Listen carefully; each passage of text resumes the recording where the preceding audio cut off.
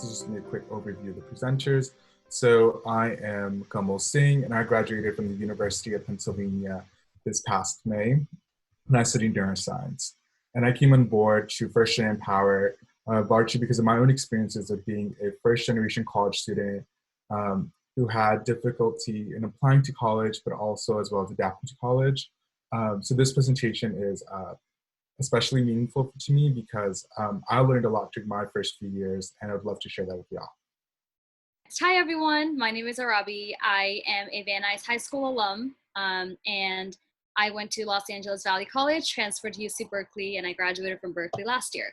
I love this presentation because to give a bit of a context, what we're sharing with you today are some of the tips that Kamal, Avdeep, and I have learned throughout our 4 years of college that weren't very obvious to us when we first started. Like, you'll go to orientation, you'll go to classes, people will tell you like how to study, people will give you very, I would say general advice, but a lot of the things we learned weren't that general. And we want to share some of the more specific advice or experiences and tips that we have gained over the last few years and be able to share them with you. So when you do start college, you're ready for them.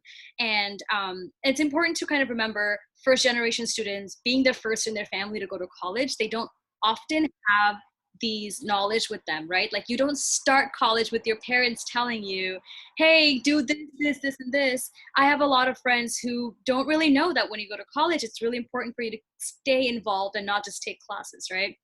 So I understand that there is this lack of social capital where, because a lot of what we're sharing with you today comes from people and not from reading a guidebook or watching, like a video or something, a lot of first-gen students don't really know about them. So we want to shed some light into all of those little specific tips that we've learned along the way.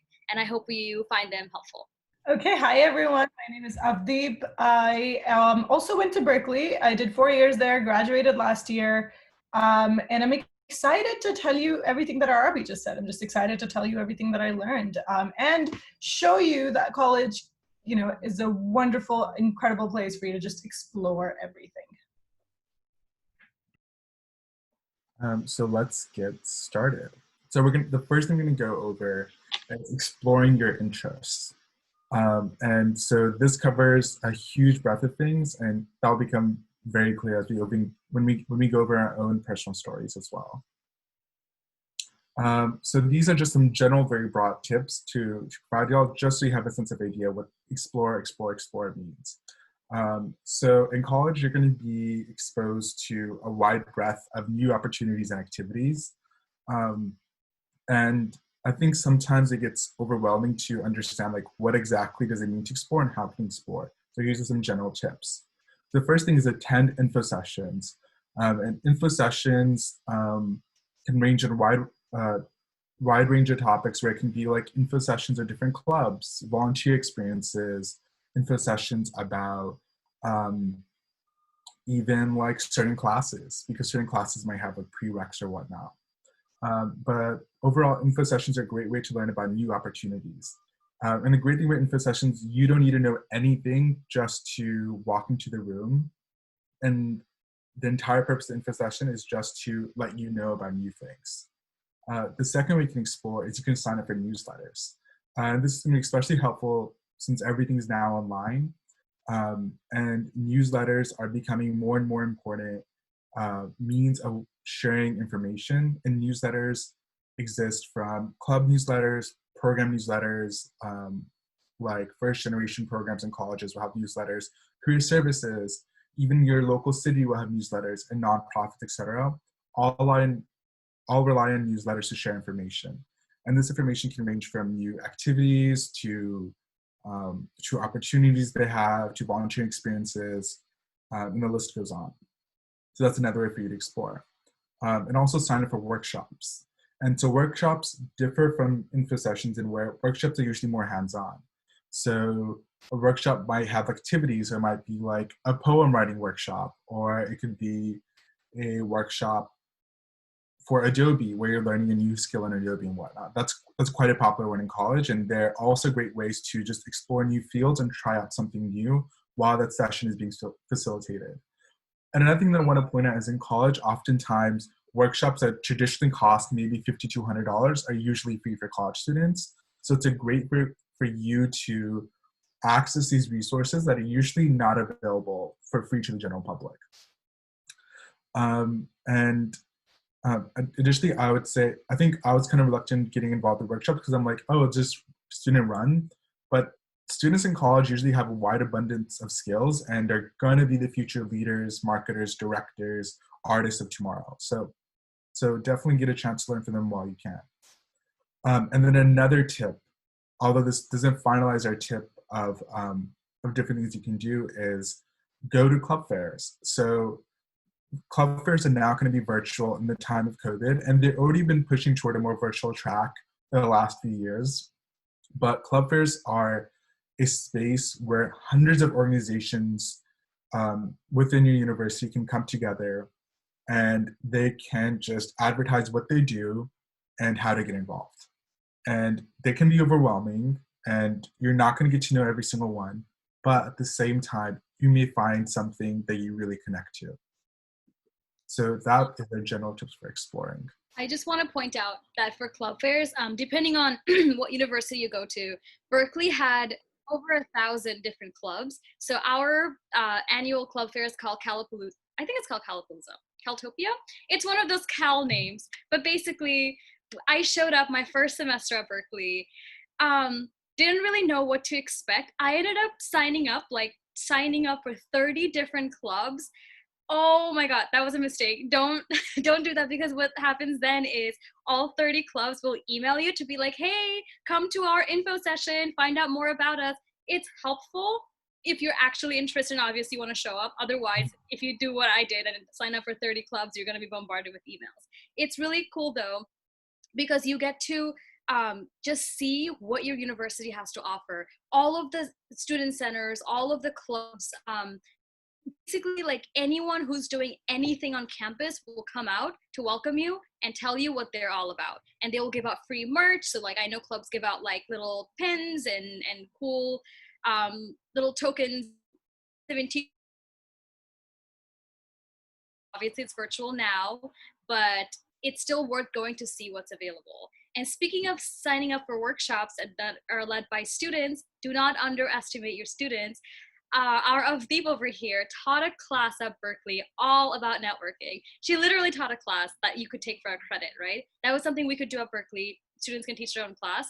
Not something that's available at every university, but every college can, like students at every college is offering workshops on something. It doesn't have to be a formal class. It could just be, come learn how to use Adobe Photoshop. Come learn how to bake with us, right? Like there are please trust that your classmates are incredibly intelligent and know what they're doing. Absolutely. And on to the next slide. So continuing on to the idea of explore. So now you're in college, you have tons of different things you sign up for, like different newsletters, you have a schedule, and you have like a rough idea where you want to be in your major. What do you do?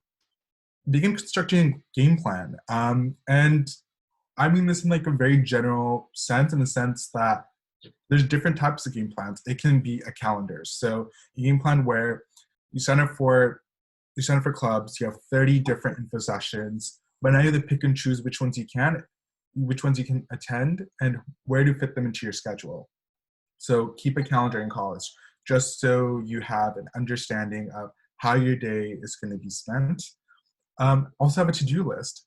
Maybe like one of the activities you want to go to requires like you to submit just like a short paragraph, because that's common in some workshops. You might want to put that in a to-do list and like just keep track of that.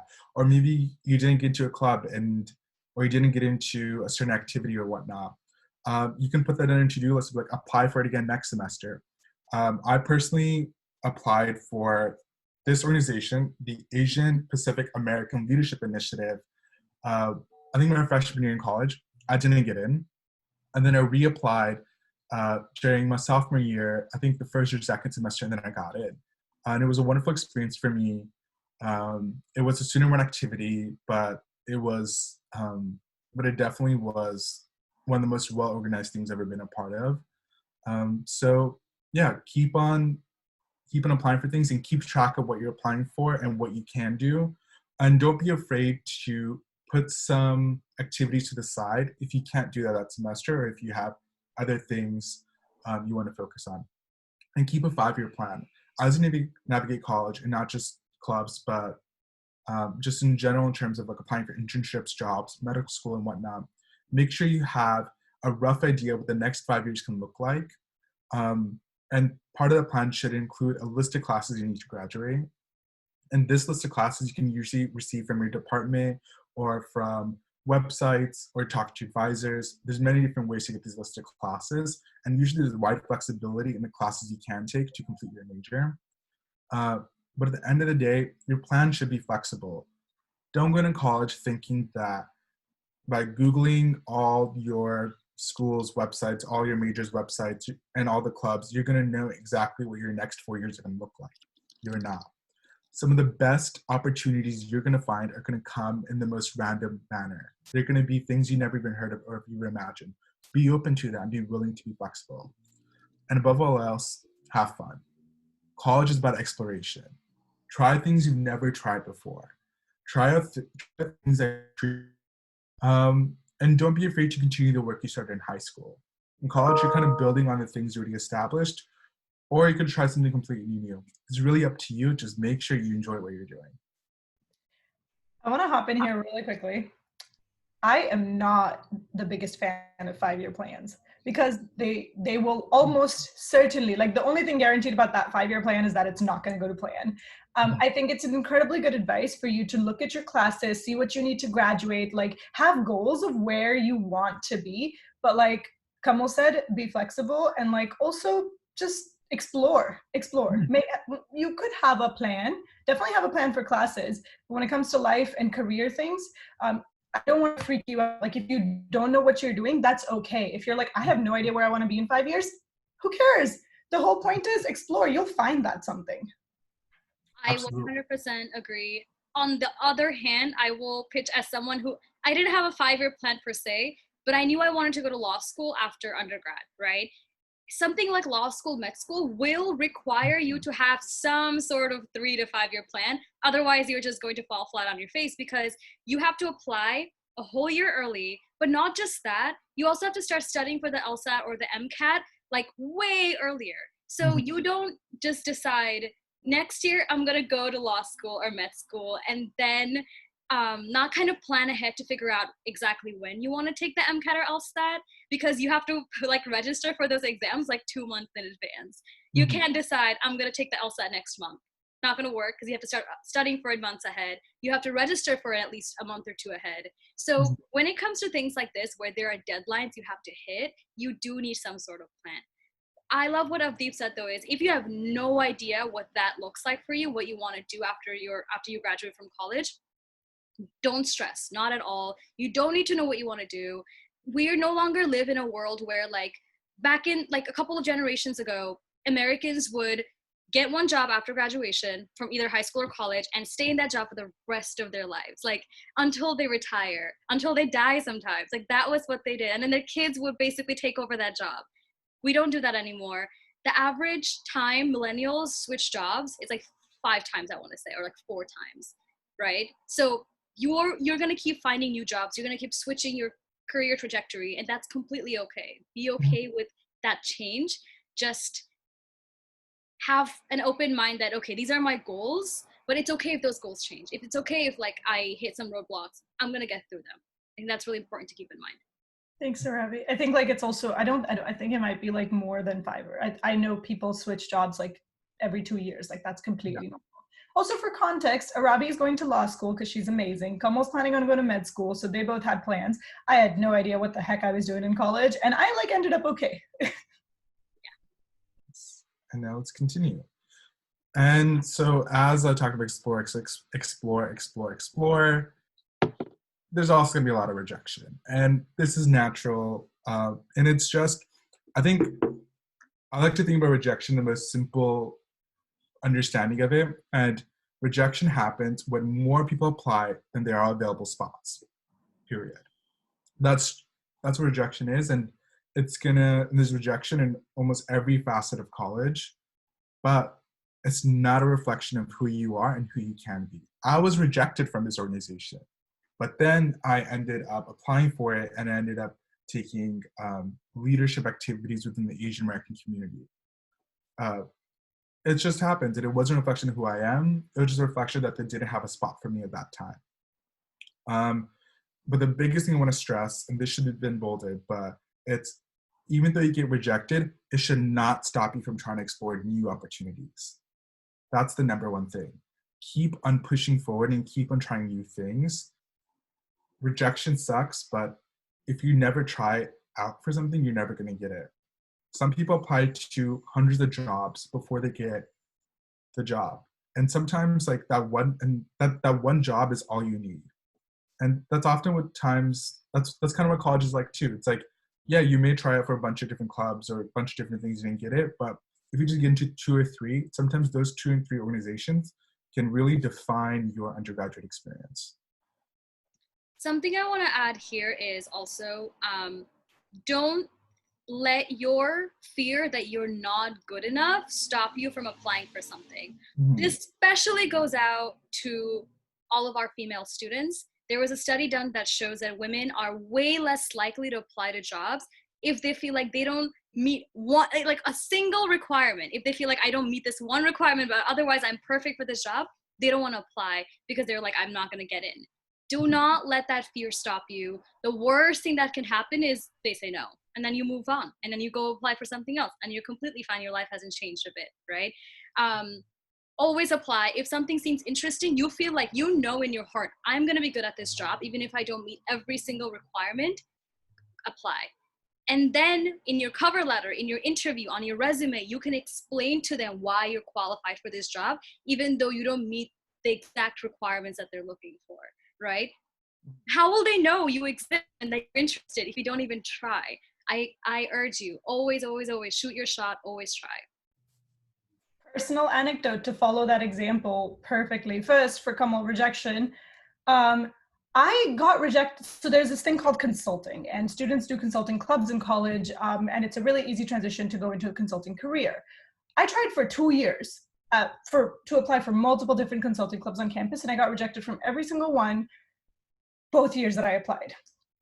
And what do I do now? I have landed like full-time consulting offers from like really, really competitive firms, because again, it's a game of numbers. Like, it doesn't matter if you get rejected. Like, that doesn't mean that you should give up, and that doesn't mean that you can't do that as a career. And the job description thing, oh my God, guys, there's this internship that I applied for that the way the recruiting process worked is I didn't get the JD, the job description of it, until like right before my interview.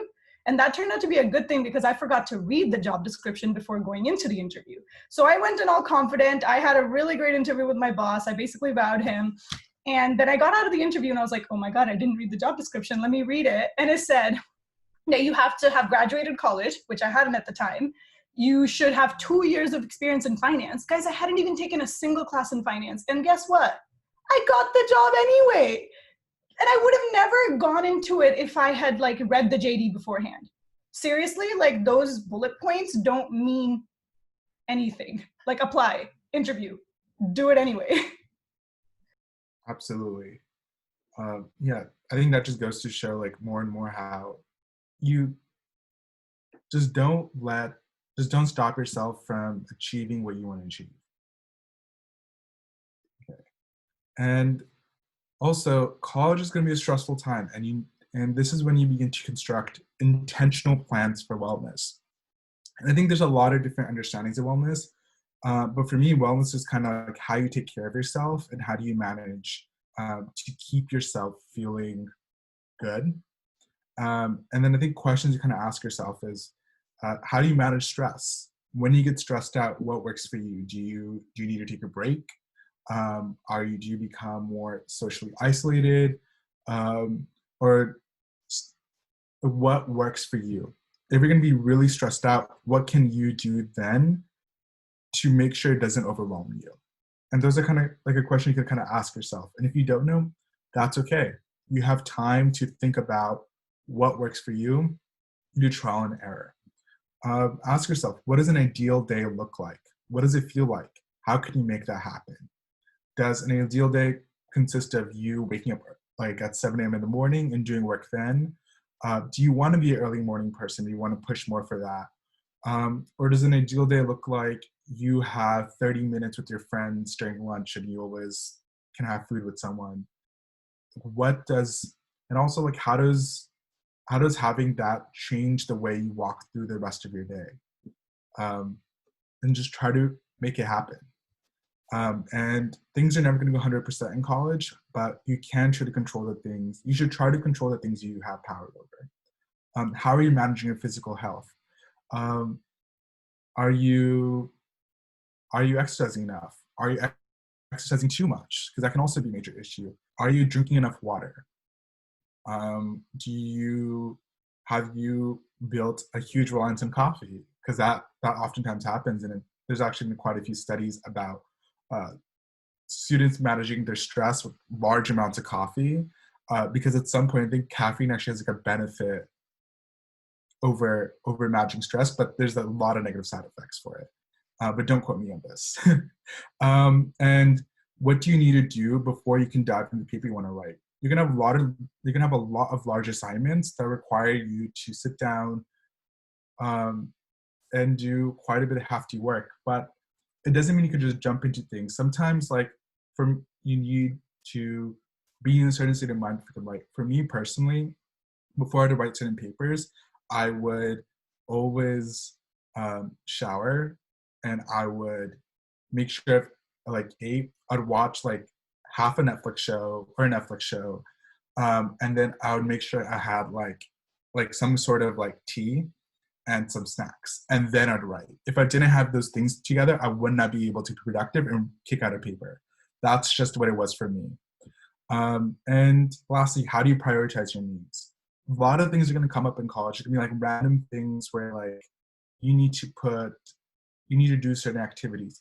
But how do you make sure, like, even as like your story and your day changes, you still put your needs first? You still are making sure that you're getting like that shower in, or you're still making time for yourself to, like, have the walk you need. Yeah, I think that's just kind of it is. Like, wellness can be like a Sunday where you're doing face masks and whatnot, but it can also just mean like you always do your laundry, because knowing that there's clean clothes in a closet makes you feel good and doesn't take up mental space. Also, universities have health centers where they will offer workshops and just programs for students to de-stress, right? Like they might, during finals time, I know Berkeley used to do like painting night, like come hang out with students and just like de-stress by painting and sipping wine. That was definitely an event. Yeah, so right, like ways for you to cope with your stress and just feel okay. So I loved my time at Berkeley. I can't say enough good things. One thing that I did develop, and that was a really bad habit, was this tendency that my worth was tied to how much I was doing and how busy I was. For me, I got validation. I felt like, oh, I'm good enough. I belong to this school because I have like 4 different internships and I'm like taking a full load of classes and I'm so busy, I don't even have time to work out. Like, that's not good. That's not a healthy thing to develop, right? I didn't really realize that until I graduated. I was like, oh my God, I was prioritizing everything on my to-do list except for myself. Like everything came before me. And that is not okay. That is so unhealthy. And I wish I had realized that when I was doing it. When you feel yourself doing that, if that ever happens, just take a step back, okay? None of this is worth it if you are not doing it, if you're not happy, if you're not functioning okay, right? If you feel like you need help, usually health centers on campuses will give you a couple of free counseling sessions where you can go talk to a counselor and just tell them what's on your mind, tell them what's happening. Oftentimes they will have specific counselors who are people of color, who are immigrants, just to like, if you feel like you really need to connect with someone who is from your background, they sometimes will offer that as well. Ask for help when you need it because it's worth it down the line. Like you should not sacrifice your own mental health, your own health, because your professor needs this research paper from you, or like you have to take your midterm. Yes, all of those things are important, but none of it is worth it if you're not thriving and you're not doing well. So I can't stress this enough. Everybody talks about mental health in college. Like this is a really big topic now, but people don't apply it to themselves. They just say it like out loud. They'll be like, yeah, mental health, super important. Nobody practices it for real. Don't let that be you. Please take care of yourself. Ask for help when you need it. Go to these activities, go ask for help, talk to your friends, make a plan for what you want to do when you hit rock bottom and you feel like you just can't get out of bed. What's your game plan? Like, have that in mind. Also, you'll function so much better and achieve so much more if you're healthy and well rested and mentally stable. That's just so, like, you know, if you don't want to do it for yourself, do it for your accomplishments. 100%. Okay, so I want to talk to you about your major and how much it matters or not matters. So your major does matter. It's all what you're studying. It's what you're going to get your degree in. I got my degree in sociology, but I could have gotten my degree in literally anything and I would still be here today in front of you. My major was important because I liked what I was studying. I learned about society, about inequalities. It could have been replaced by anything because college is so much more than what you learn in classes. That's like one part of it. The other part of it is everything else that's happening in your life, all of your activities, your extracurriculars, the relationships that you're building with other people. It's not just about your classes. Next slide, please. So I want to give a very specific example from my personal time or experiences. So there's this concept of designing your own education. And what that means is you get to decide what you are getting your education in, right? So I majored in sociology, which at Berkeley was very broad. There wasn't like you learn about everything basically. I took classes on global health. I took classes on immigration, on neighborhoods, on poverty, right? Like a broad range of things. There was no specialty, right? I just learned about society in general. But outside of classes, I had things that I was really interested in. I was very interested in human rights, law, immigration, and education. Like those are things that I knew I was very interested in. And I wanted to, once I got to Berkeley, my goal was to take these interests and turn them into things that I can actually do, right? So if you're interested in human rights or in education or immigration, cool, that's an interest. How can you turn that into realities in an activity? So that's what it means to design your own education. Once you get to college, you are going to have an opportunity to basically anything that you're interested in. And I mean, literally, like, I know like underwater basket weaving is an example that I've seen a lot on the internet. Like that's legit a class or a workshop that you could probably take in college, right? To give a very niche example. Next slide. Okay, so what I did once I got to Berkeley, I did a little bit of this in community college as well, but I think I really learned a lot of these once I got to a 4-year university, because that's where like you have thousands of clubs and all of these different opportunities to get involved. So every semester at Berkeley, I made a list of things that I want to learn or areas of knowledge I'd like to develop. So one semester, my goals, which you can see on the left side here, my goals were to get legal experience because I needed to figure out still if I wanted to go to law school. Like I had decided randomly that I wanted to be a lawyer, but I had no legal experience to actually be like, yes, I definitely want to be a lawyer. So one of my goals was to kind of confirm whether I really want to go to law school, which I recommend all of you do, no matter what you want to do with life. Doctors, lawyers, engineers, don't just be like, yeah, I'm going to go be a doctor now. No, go take some classes, do some medical, health, nutrition, whatever related experiences, and then make a decision that you want to be a doctor or something else in the healthcare sector. That was one of my goals. I really wanted to get research experience because Berkeley is known for its research institution. Like it's so highly ranked because it produces a lot of original research from professors, research centers. So I wanted to get a taste of that and be like, I need to know what research is. I have no idea what that means, and I wanted to figure it out. And finally, I really wanted to get human rights experience because that's something that I've always read up on. I was really interested in. I read books about it, but I've never really done anything. Like, I care about human rights, but what do I do about it? That's what I wanted to figure out. So what I ended up doing one semester, I got an internship at a legal nonprofit. Basically, what I did every week for like 6 hours a week, I would go into this nonprofit, like their office. I would help clients with their legal problems. So people would come in and be like, I have $30,000 in debt. I don't know how to pay it off. I really need help. What should I do? And then I would work with lawyers to figure out a plan for them to resolve that debt or do something about their debt. Or they would say, my identity got stolen. People are opening credit cards under my name, right? So like it was that somebody stole their social security number. We were trying to figure out what to do about them. Those are all legal issues, and my job was to help people with it. I loved doing that. I realized this, yes, I can see myself doing this as a job. And that's sort of like what solidified my decision to go to law school. I also became a research assistant at the Human Rights Center, where basically I would work with professors and other students to kind of figure out or investigate human rights issues that were happening all around the world. So like refugee crises, governments being violent towards protesters, things like that we would research on. So all of that ticked my boxes, my goals. I got legal experience, I got research experience, I got human rights experience.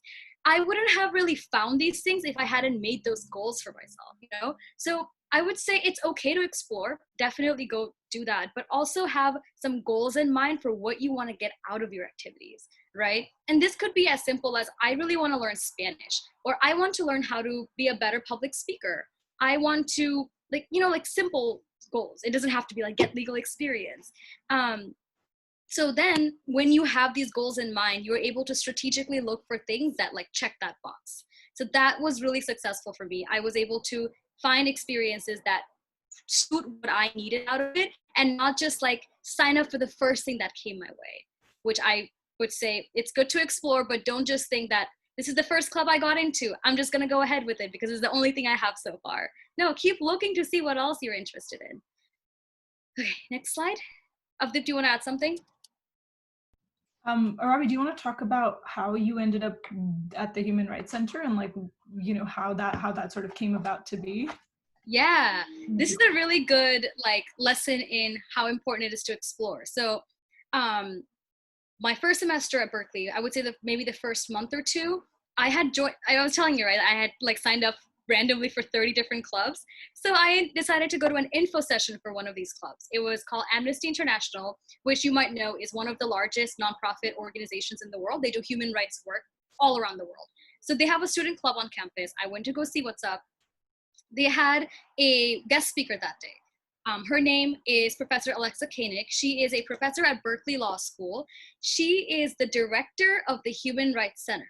So she was talking about her pathway to human rights, what she does, right? And then she talked about this Human Rights Center, and she was like, yeah, we also accept undergraduate students as research assistants. So you can come work with me and do human rights research with me and like get human rights investigations. And just, you know, she was saying all of these things, and I realized, oh my God, like this is perfect. This is what I want to do.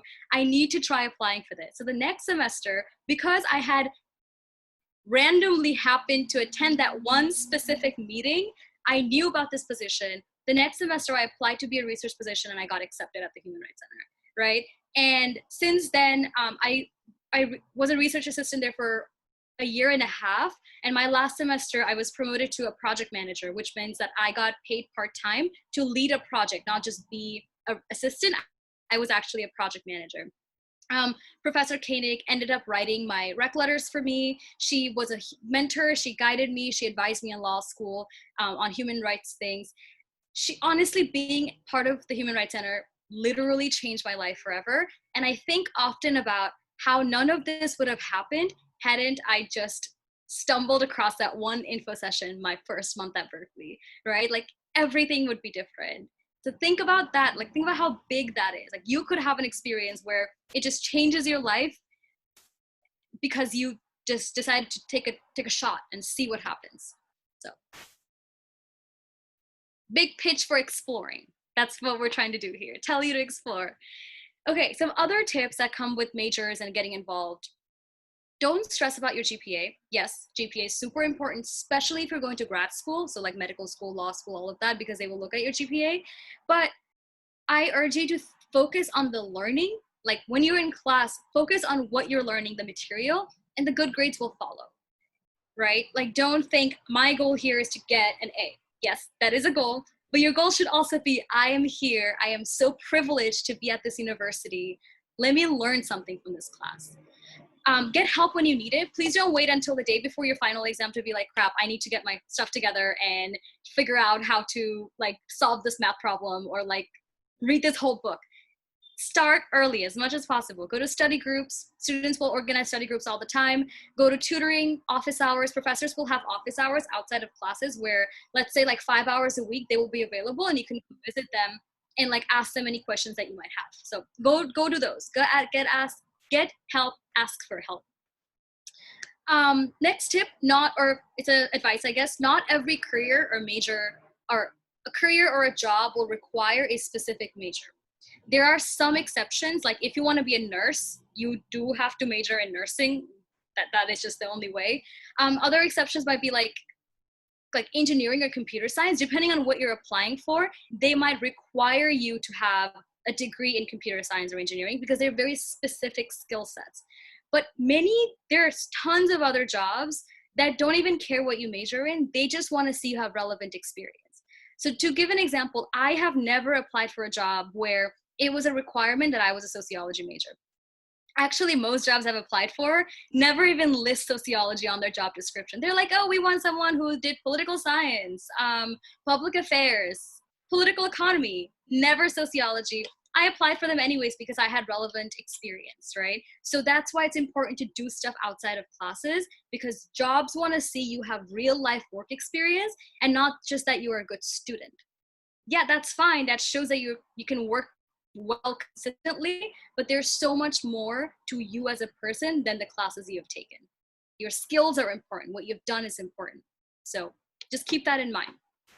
By the way, if anyone's interested in law school, there is no major you have to study. So you can do anything you want. I know people who did philosophy, English, art. You can go to law school. Medical school, sort of the same, but the thing with med school is that it's that you have required classes you have to take when you're in college, which means that it's just easier for you to follow a science route. So because it fulfills those requirements anyways. Kamal, do you want to add something to that? Yeah, same thing. Like I know people who major in art and went to medical school, but when it comes to med school requirements, like I think I got a chemistry minor and I took like 4 courses on top of my minor, so around like 10 plus courses just for med school. But I also was a STEM major, so a lot of it double counted. Yeah, but like imagine if I had gone to medical school, I was doing sociology, which has nothing to do with the health field at all. I would have had to take a bunch of extra classes on top of my major as a social major, if that makes sense. So it's like you're adding more to your plate if you don't do something science related. That shouldn't stop you, but I'm just saying that's something to keep in mind. Finally, find paid positions that look good on your resume. So I think this is very relevant for folks who are first generation, who are low income, or otherwise just need to work while they're in college because they need to pay the bills or support their family. I know that you might be spending a ton of time outside of classes working part-time. I have a lot of friends who work 20 hours part-time.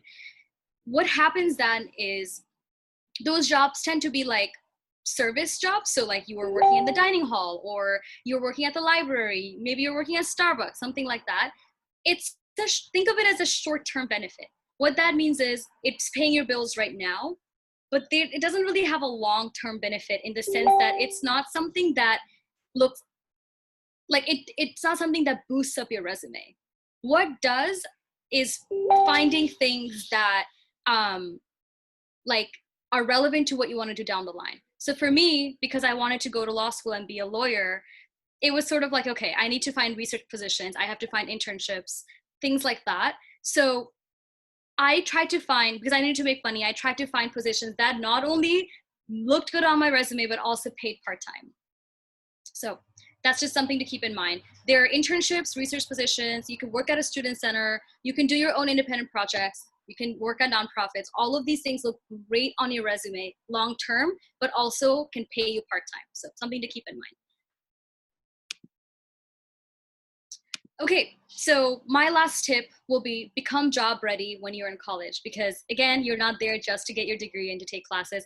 You are getting a college degree so you're prepared to get a good job in the future, right? That is partially why you're there. Next slide, please.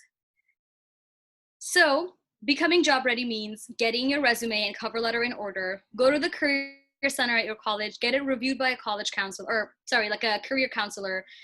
Clubs will often also have not review parties, like review workshops where people will give you advice on your resume. Go to those, show your resume and cover letter to multiple people, get feedback. My resume changed. It must have changed 15 different times when I was in college because I kept adding more things, but also editing it, showing it to other people. And that's completely normal. Let that happen. Keep editing, making your resume and cover letter better. Learn how to interview well. I cannot tell you how many people I know in my personal life, like friends who look great on their resume. They end up getting an interview. They go to the interview and they don't get the job because they don't interview that well. So I would say learn how to interview well and go to mock interviewing events. Talk to yourself in the mirror and practice. And invest in some professional clothes. You need nice professional clothes. A blazer, maybe a nice dress, some heels, some nice shoes. All of that will help you look professional and look like you're ready for a job.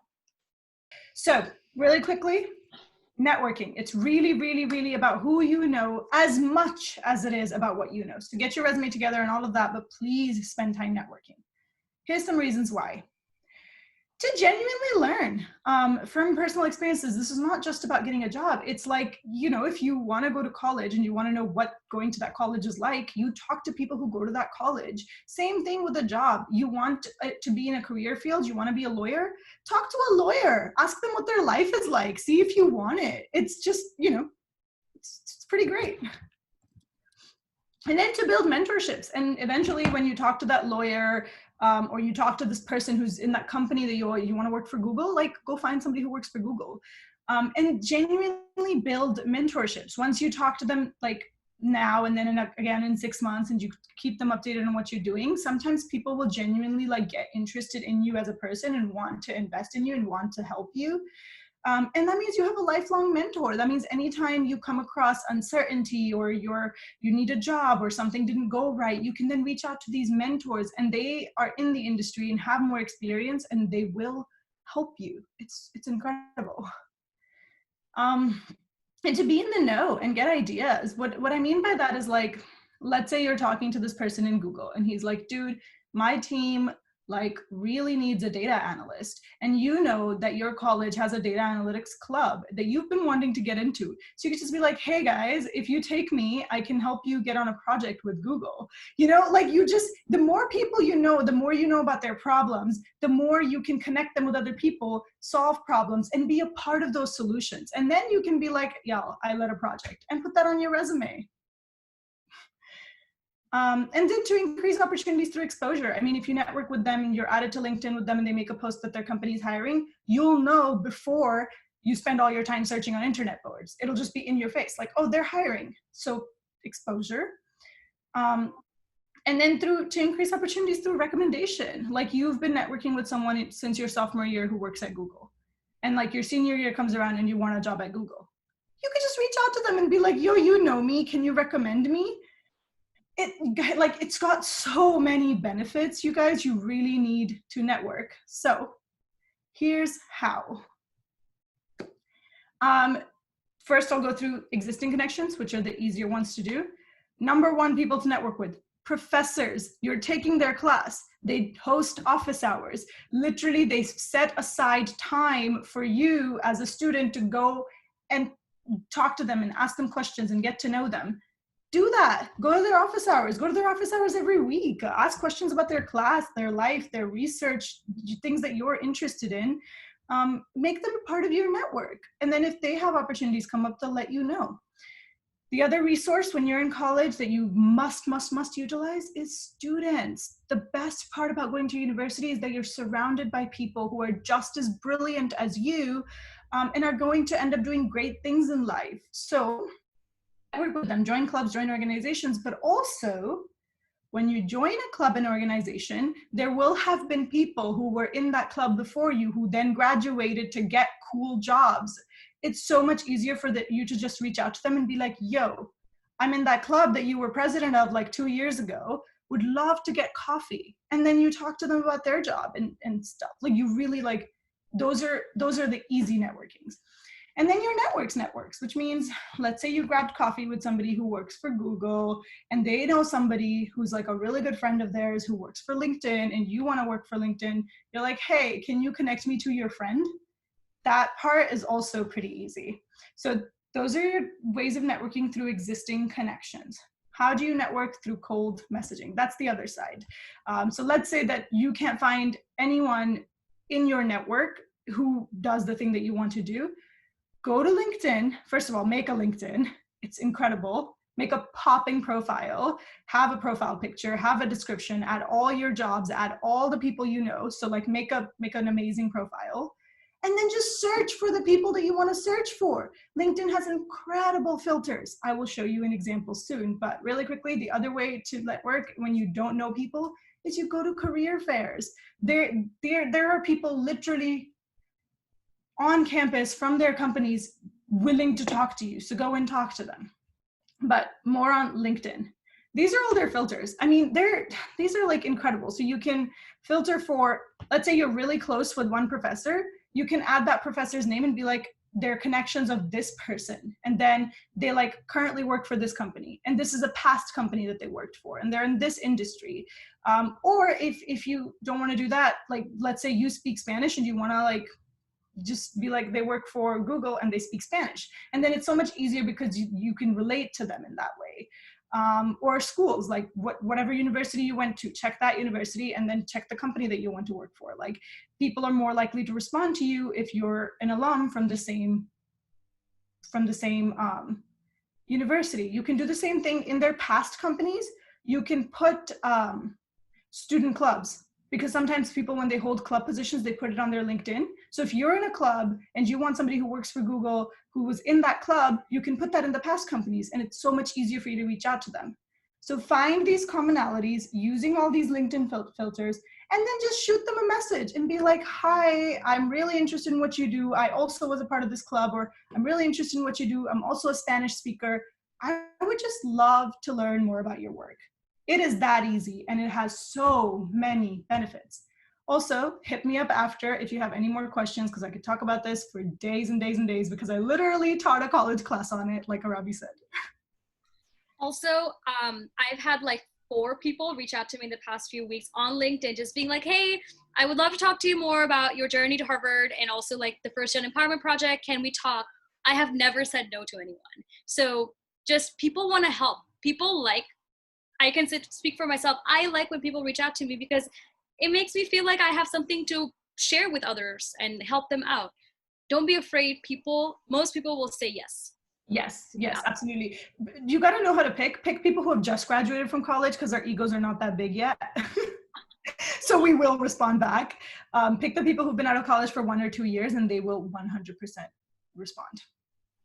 Okay, so I have a question from Miriam. What is it like to move out of your home and into a college dorm? Would you recommend it?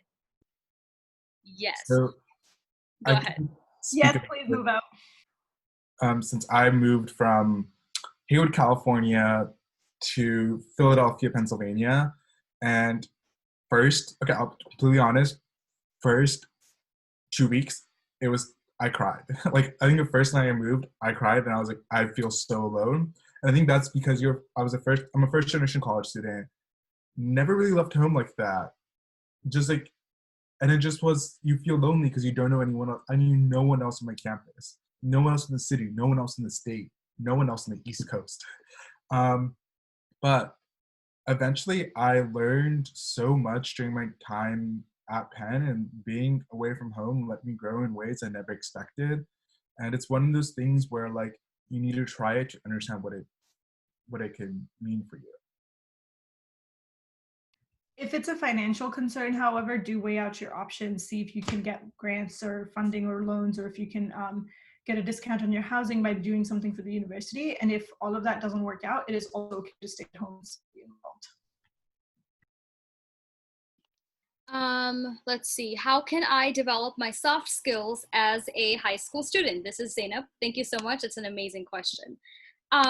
Similarly to how you do it in college, by getting involved with different things, right? So although your options might be a little bit more limited as a high school student because you're young and also your high school might not have as many things going on, join clubs. Start your own club. Start your own project. If you have a hobby that you're really passionate about. I know we have students who are really into art, design, things like that. You know, build up your portfolio, start a free website online, and just put up all of the artwork you've done. Put that on your LinkedIn so people can look at it when they find you on the internet. That's a great way to build soft skills and hard skills. If you're passionate about teaching, go tutor students at your local elementary school, at your local nonprofit. School on Wheels, as a promo for them, is an organization that provides tutoring services for homeless students in the LA area. If you are here, you should really look into it. I did it and I loved it, and it's a really great way to make a difference in somebody's lives. Sorry, just to put that, it's so quick and easy to find things like this to get involved with that builds up your resume. Okay. Okay, great question. Hey, so have you been able to have that college party life and also focus on school without losing focus on your education? Yes, absolutely. Yeah. I let someone else talk about it. Guys, I was in a frat, which is, so the fraternities are usually all men, but like I was in a professional sort of fraternity, but we were sort of professional and social and had parties almost every weekend. And yes, there was tons of alcohol and we had the cops called on us and all of that you didn't, need to know. But the point is, college is one of those incredible places where everyone's doing amazing things and everyone's super intelligent and is on their way to becoming super accomplished. But like, you submit that essay on a Thursday night and then Friday you party it up. And then Saturday morning you take to recover from a hangover and then you start writing another essay on Sunday. It's totally fine and doable. This, by the way, was my life a lot of the times. Even during midterms, there would be something due on Monday and I would just be like, it's fine. I'll just still go to this party on Friday night and then suffer Saturday and then start my essay on Sunday. It's possible. Don't go crazy. Please don't just be like, I need to prioritize all of these social events over my education. Know when to say no and step back when you need to. It is absolutely possible though to have a social life and party it up and it doesn't even have to be drinking and partying. If for you fun means to go on a hike with your friends, go visit a museum, right? Alcohol doesn't define fun. I really want to stress this. You do not have to be drunk to have fun. You might have to be for certain situations. It's not a requirement. So please go do what is considered fun for you. That doesn't have to be partying. Balance, guys, balance. And I received another question, and this one's personal towards me. So it's like, when did you realize you wanted to go to med school? And honestly, this is a really complicated answer. And for a large part, I didn't know. I would say until kind of like after graduated college was I more certain where I wanted to go. So I was always stuck between the PhD path and the med school path, because what I know is I love learning, I love science, and I want to contribute to the world, specifically by creating new research and solving problems. And for me, I think I realized I want to go to med school because I've done research and I loved it, but at the same time, it sucked that I never really get to see the end result or work with the end result. I worked on like creating vaccine, like creating treatments for blindness using viruses. But I would never be the person who'd actually be working with that implementation unless I became a medical professional. And part of me is still thinking about what exactly I see myself as, how exactly imagine myself in medicine, because even in medicine, there's so many different ways to be a doctor. Something that I learned more about is physician scientists, and these are doctors who are also scientists in the same regard. And honestly, I'm still trying to figure out exactly where I see myself, but what I do know is I love science, and I love the idea of solving really complicated issues, and also finding solutions to biomedical problems. That for me is a huge interest of mine. Yeah. So the next thing we're going to do is we're going to have y'all take our survey, and please take the survey because this survey helps us gain information on how to improve, as well as it helps us create new materials for you, because as we continue with our programming, we also want to create new workshops in the future, and this helps us build those ideas. So things you can do now, you can sign up for a newsletter on our website. You can follow us on IG. We post a lot of material there. If you have any questions about this, please email us. Sometimes when you post questions in the survey, we don't really know who it is. But if you email us, we'll definitely be able to reply back to you. And if you want to join the FGE club, which is at the local high school we started with, definitely go to the tiny URL link. And our next workshop again is on Monday.